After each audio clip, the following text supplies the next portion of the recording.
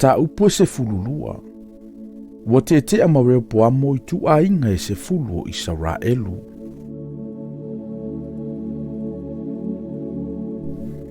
Walu atu reo poamo I se kema. A wawo mai Israelu umalava I se kema ia fai o ia matupu. Ua whaalongo ai reo poamo le atali o ne pata au iai kupito o ia. A wana sola o ia I lumo le tupu o Solomona. Na nofofo ia reo poamo I ai kupito. Ona lato awina atu lea nise a ami atu ia te ia. Ona lato o mailea o Yeroboamo ma le whapatopatonga umo Israelu. Wa lato tautala atu ia Rehoboamo, wa whape atu. Na whaamama whaina e louta mao la mato wamo, o le nei. Ia e whaamama le ngā luenga ti ngā louta maa. Malana amo mamawhana ia whae tia ia ante I mato. Ona mato au nailea ia te oe. Ona whai atu le o ia te ilato. Ina o ia o tau se ia o ia lua. I le toe fo I mai ai ia te au. Ona o ai leo le nu. Ona filifili leo le tupo Rehoboamo matoe ina ena tutu I luma o lona tamao Solomona. Ina o la o ia. Ufape atu. Se ase mea tau te whai mai o te tali atu ai I le nei nu. Ona la tau tali mai lea ia te ia. Ua whape mai. A whai e te whai ma au nei le nei nu I laso nei. Ma e au nei a te ilantou. Ma e tali atu I a te ilantou. Ma e tau talantu I a te ilantou I upulelei. O na whai e leo ilantou ma au nei whavavau. Ai beitai. Ua tu ua ia le upoto e inana latou whaatonu mai ai I a te ia. Ona filifili leo ia mataulele o e na tutupu whaatasi mai ia. O e na tutu yo na luma. Ua whai atu ia te ilatou. Se ala o tau e whai mai na ia tātou tali atu ai le nei nu ua tautala mai ia te a ua whape mai.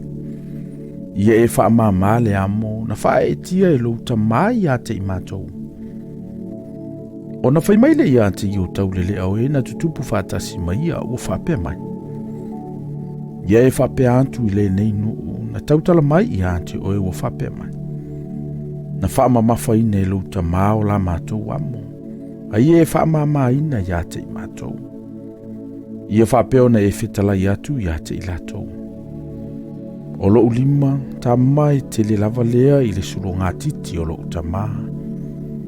Na whae e tia e lo utamaa le amo mafa ia te outou au au. O te whaopopo ina atu I la outou amo. Na awa I atu lo utamaa ia te outou I sasa au au. O te awa I atu ia te outou I akarava. Ona o maile I Rehoboamo ma le nuu uma ia Rehoboamo. I le aso tolu. E pei ona whai mai ai o le tupu. Ua whape mai. Tau te toe fo I mai ia te au I elua. Ona tali atu leo le tupu le nuu ma le sawa. Ua tu ua e ia le upu atoe ina na latou whaatonu ina atu ia te ia. Ai tautala atu ia te ilatou e tusa ma le upu atau le lea. Ua whape antu. Na whaamamafa ina e lo utamao la outou amo. Ao au. O te whaopopo ina atu I la outou amo. Na awa I atu la utama ia te outou I sasa. Ao au. O te awa I atu ia te outou I akarava. Wa le whaalongo lava le tupu le nuu. A wama ia Yehova le mea ina ia whatau nuu la na fionga. Na whetalai mai ia Yehova. Na au mai e a kia le sailo. Ia Yeroboamo le atali o ne pata. Wailoe Israelu malava ile whaalongo mai le tupu ia te ilatou. O Natalia tu leo le nuu le tupu o whape anu. So mātou tofi e a tāwita. E le so mātou tofi le atali o Yese. Israelu e, inao ia o tou yo o tou fale ie. O le nei, tāwita e, Faitalia o ilo ainga. Ona o leo Israelu yo lātou fale ie. Au le whanaunga Israelu sano nofo ia ayo yuta. Na whai Rehoboamo matupu ia te ilatou. O na wina atu le tupu Rehoboamo. o atu ramo o le pule I taulanga. A ua fetongi Israelu uma ia te ia I maa, o ti ai o ia. Ona fata alise leo le tupo reo poamo e alua eilo na kariota, e sola atu I Yerusalema.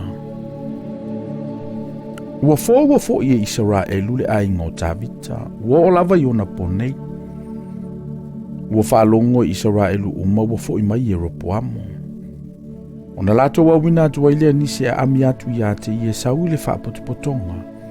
Ona lato whaile o ia matupu I Israelu uma. E le aise na muli antu I le ainga o tavita. Ua na ole tu ainga lavo yuta. Ua o reo poamo Yerusalema. Ona whaapotopoto aile e ia o le ainga uma lavo yuta. Ma le tu ainga o Peniamina se la wafe ma le afe valu se fulu. O e ua filifilia. O e ua taulia taua. E tau ma le ainga o Israelu. Ia toe maua maile malo mo reo poamo le atali o Solomona. A ua tu lei mai le afio ngā le atua ia se mai le tangata o le atua ua whape mai. I nafa ia tu ia reo poamo le atali o Solomona le tupo Yuta. Ma le ainga umo Yuta ma Peniamina. Ma e o totoi le nuu. Ia whape antu. Olo ua whapeo na whetalai mai o Yehova. Awana I tau wae. Awana I tau si atu le taua yo o tau uso le whanaunga Israelu. Ia taitasi o tau mafo I atu ilo na ainga. Awae mai ante au le nei mea. Ona la tau whaalongo le ile afionga Yehova. Wali liu matoe fo I atu. E tusa ma le afionga Yehova. Ua whaia Yeropoamo o se ke mai le maungo e Faraima. Ma nofo ai, na ialu atu ai fo I mana whaia o Penueli. O na whai fo le Yeropoamo ilo na loto. A nei, e toe fo I le malo I le ainga o tavita. A whai o a ele nei nu e Faitaulanga I le whale o Yehova Yerusalema. O na toi lili wai leo le loto le nei nu I lo lato wali. O reo poamo le tupo o Yuta. O na lato fasioti ai le I ante au. Ma toi fo I atu ia reo poamo le tupo Yuta. O na filifili leo le tupu, ma ia whaieta mai povi auro e lua.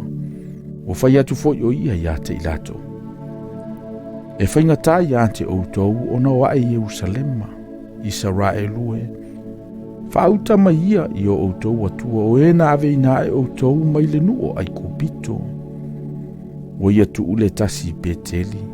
O ia tu fo ile isi I tanu. Na whaile nei mea maanga sala. A wana o atu le nuu ilumo le tasi I tanu. O na whaiele e ia o le whale o mea mawalulunga. Na tofia fo ia nisi o le nuu uma e whaima Faitaulanga. E le ni o le whanau ngā levi I lātou. Ua whaia fo I Yeropoamo le tausa minga I le masina e valu. I le aso e tasi le se furu ma le lima o le masina. E peo le tausa minga ua ia Yuta. O nā lua ele o ia I le whata Faitaulanga. Sa whapeo na whaia ia I Beteli. E Faitaulanga I tama I povi na ia whaia. O ia tofia fo I Beteli o Faitaulanga. O mea mawalulunga na ia whaia. Walua e o ia I le whata Faitaulanga na ia whaia I Beteli le aso e se fulu ma le lima o le masina e valu. O le masina lea na ia filifili lo na lavaloto. O whaia fo ia le tausa minga mo le whanaunga Israelu. Wa ia alua e fo I le whata Faitaulanga e whaamu ai mea manongi.